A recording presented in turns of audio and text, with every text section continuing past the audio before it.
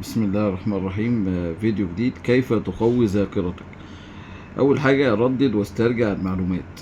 حاول ان انت تراجع مره واثنين وثلاثه، حتى لو صوره تراجعها مره واثنين وثلاثه.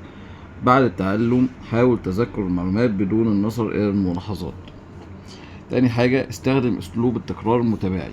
يعني راجع المعلومات بعد فترات زمنيه متزايده، بعد 3 ايام او بعد اسبوع. يعني كنت سألت الشيخ قبل كده اللي كنت بحفظ معاه: انت بتراجع القرآن كله بعد قد ايه؟ قال لي كل اسبوعين براجع القرآن كله. فيعني لازم على تكرار متباعد. تالت حاجة، اربط المعلومات ببعضها. حول المعلومات الى روابط وقصص وامثلة من حياتك اللي بتسهل تذكرها. رابع حاجة، استخدم الخرائط الذهنية.